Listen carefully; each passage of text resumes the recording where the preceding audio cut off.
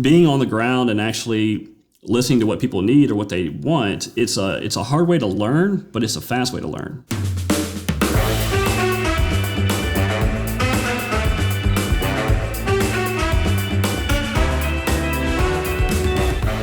Hey everyone, thanks for joining us here at the Creative Table. With us today we've got Daniel Minchew, longtime friend and studio owner here in the Atlanta area. Daniel, thanks for being here, man. I know you're a busy guy and you've got a lot going on, but we've got a few minutes to have hopefully just an incredible discussion around the mysteries of what it looks like to live in this studio space and to deal with all the personality types and the different talents that come through. And I'd love to learn from you about some of these things. And I know here we're dealing with as always, the messy collision of art and commerce. And I know you've got a lot to say about that as well. So just for starters, let everyone kind of give them the backstory, the sort of game show introduction on who you are and what your deal is. Absolutely. My name is Daniel Minchew. I own Studio Space Atlanta and Atlanta Filmworks Studio. We control almost 80,000 square foot of stage space, anywhere from 1,500 square feet to 20,000 square foot and 57,000 square foot facilities. And so we really get the gamut of clients from the smallest of the smallest guys all the way up to, episodic TV and film.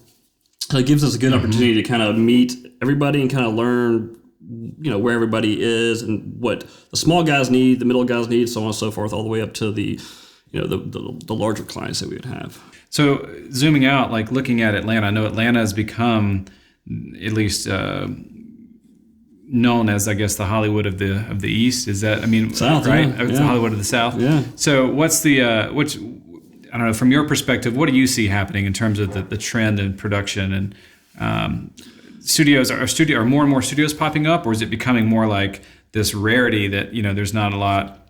You only have if I had three more buildings, I can keep those filled up right now. Yeah. Yeah. And we've been looking at other buildings and had close to other opportunities, but for every opportunity that works out, you're going to have 9 that fail, So you just have to keep on. In terms of just location, or? In terms of anything could fail. Business in general? Investor could go away. The guy who already owns the building could say, no, I want to go ahead and lease out to somebody else. But it always gets close, and then it happens. This Atlanta Filmworks really happened. Odds were against me on it. So it was a building that I drove past every day going to Studio Space Atlanta, and it came up for sale or lease. I saw the sign. I was like, oh, wow, there's a big building that looks like it could be a stage because it has this taller roof section to it.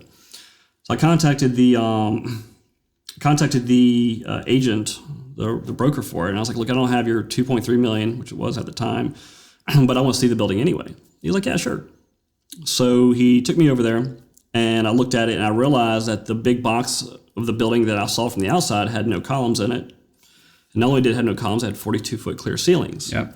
And I told him, I was like, look, I don't have the money to buy your building, but I would market this as a film studio because there's not enough of them right now, and that will soon change.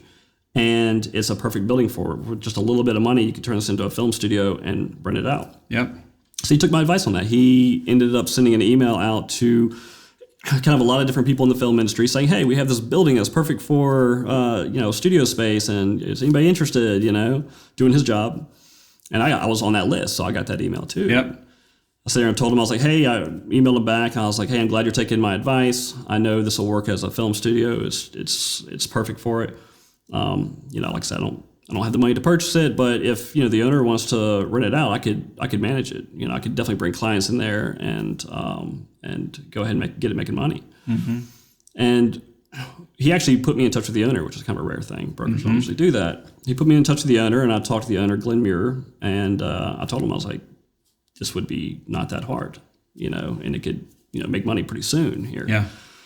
And we started talking back and forth, and I brought in another partner of mine. I brought another guy, Mark Henderson with Get a Grip at Atlanta, and he knows, he's an older guy in the industry, so he knows a lot of other people and is kind of plugged in with a lot of the people who've been here for a long time doing this. Mm-hmm.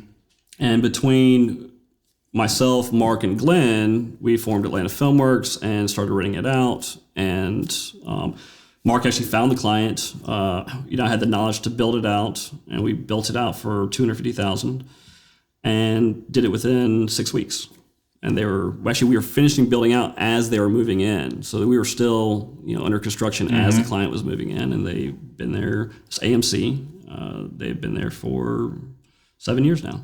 That's amazing. Yeah. But to answer your question, to get back to your question is, yeah, I could sell 3 more buildings right now if I had them. And to find a building to retrofit nowadays is a lot harder because everybody's kind of taking them up because if it's got tall ceilings and no columns, hey, film studio. You know? But they're still building stages as we speak. 3 Rings building a number of them out in Covington at the moment. And there's never really been a time where someone's not building a stage because there still is a large demand in it. And I think we're over the hump of, is the film industry going to go away? Is this just like a temporary thing? I think we're kind of over that hump to where we have enough infrastructure and enough talented people here to where, I don't see it, I don't see it just fickling out. I see it just growing and being a nice entertainment hub that Atlanta already was, but for the film industry, sticking around.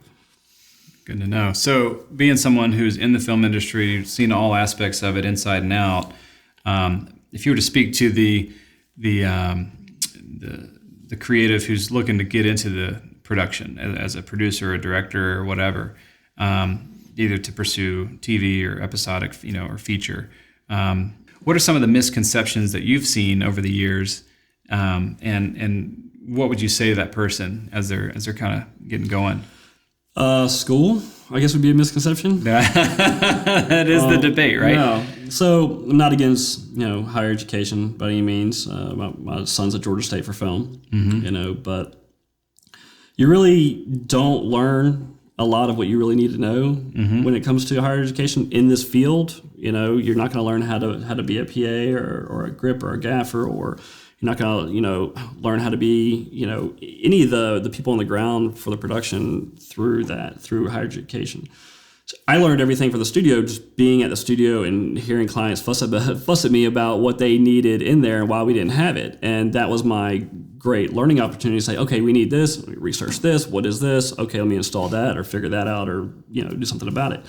Being on the ground and actually listening to what people need or what they want, it's a hard way to learn, but it's a fast way to learn. And you learn it really well because people aren't happy with you, and so you got to change that. Yeah. You got to figure out what you need to do better or what the place needs to be or what have you, whatever area you're in, to make yourself useful, to make yourself in demand. And I think that people say be a PA or this, that, and the other. That's true. I would say that's probably one of the truer things is to go in and start being an art PA or whatever type of PA you can be, to try to learn that side of things and kind of see where you fit, and then learn trial by fire, learn by fire at that point, and just go ahead and start doing that instead of, well, I got to learn first, or I got to get this piece of equipment first, or I got to go to this much of schooling first. Like, no, go ahead and get into it and fight your way to get into it and be that bottom of the totem pole PA or whoever to kind of learn how this actually works. Yeah, a couple things come to mind for me. I know Alex Buono, the DP of Saturday Night Live. I'm not sure if he still does it, but he tells this story about how he went through film school, I want to say out in California, and he had this incredible experience, and or maybe it was New York, I don't remember, but he came out of like one of the best film schools. And then his first day on a film set, what's he doing? He's on the movie Twister, and he is literally like cleaning like mud off of film cases and like reorganizing things and just PA, right? I mean, just back at the line. I mean, it's like that's the truth. That's the truth to it. I mean, regardless of your education, it's like you just start here. Yeah. And then also I think about Shane Hurlbut when he talks about growing up on a farm and working hard and having a good work ethic. And then when you find yourself on set, he was going to make darn sure he was the hardest working guy there. And, if the director said, get me this or whatever, he was sprinting to go make that happen, and he was always hustling and always, kind of first guy in, last guy out kind of mentality. And giving it 110% the whole way, and that raised eyebrows and helped him move up the ladder. And there's so much truth in that. There's so much truth in being the hardest working person there, because everybody sees that, and it's kind of hard to be the hardest working person there when you have when you have all these other people who are pulling 16, 20-hour days, running around doing the same type of stuff, and you really got to stand out. But another thing about it is, doing the correct things that would be, before someone asks. If you know something needs to happen, don't wait till you're asked to do it, for the, for the most part, go ahead and get it done. If you see something needs to be taken care of, go ahead and take care of yourself without being asked to do it. Because if someone has to come and keep asking you to do this, that, and the other that you can see with your own eyes, and you're already doing it, whether they see it or not, over time they're going to realize like, okay, well, you're taking care of business. I don't have to babysit you. I don't have to be over you. You're already doing it, so you'll get hired a lot better. Anticipating what's needed. And PAs, that's a big job of PAs. You don't just do what you're asked. You kind of anticipate what's needed before it happens. And we actually kind of run the stages that way too with our clients. We want to, if we see that they have a certain amount of clients coming in and they need more director's chairs or folding chairs or tables, sometimes they'll ask us, sure. But a lot of times we'll go ahead and bring it out there before they ask us. And that way we're ahead of the game. So when it does come to the stuff that they need from us, then we can take care of that. And we've already taken care of a lot of the things that they would have requested. And we try to do that as well. And that's really what a PA needs to do to kind of show how hardworking they are. And it's a lot of truth in that, to be the hardest working person on set around a lot of people who are already really working hard. You know? And it's a hard thing to stand out when you've got so many people that are working hard or working long hours, but that's really what it takes, So earlier we were talking a little bit about, speaking of misconceptions, people have in their mind that, I go this way to get here, I go that way to get there. And we were talking about musicians, for example. Can you speak a little bit about how, if you start here, it doesn't, and you end up defining yourself as this, it doesn't automatically mean one day you'll be hired to leapfrog over here. And that's a misconception about about our industry is that, hey, I'm going to do like I was doing. I'm gonna film I shouldn't events. say musicians. I mean the guys that shoot the music videos. Yeah, and it's a misconception. Like I'm gonna do wedding videos, and it, not saying that can't happen. There are exceptions to the rule, but the rule really is not that you're going to shoot wedding videos and music videos and all these small things and kind of climb the ladder to TV and feature and film.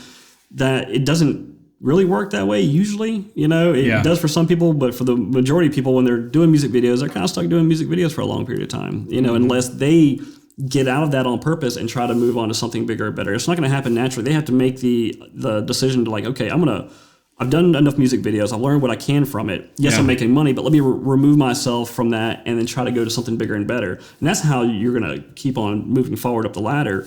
But it doesn't happen naturally. You're not going to do wedding videos and music videos and then naturally kind of like... The phone's going to ring one day and someone's going to say, hey, can you come work on a TV show? Yeah, you've been shooting weddings and then you've gone up from there to events and up there to music videos. And, you're making those things happen, saying, I'll take on this music video when I've been shooting these events for so long. But you're right, no one's going to come up there and say, hey, you've been shooting music videos for a decade. Come on to my TV show set. Now, you have to make that happen. You have to try to find where these people need you and find those people to get into that. And you just don't want to try to work up the ladder naturally like that. You have to make those moves and those things happen.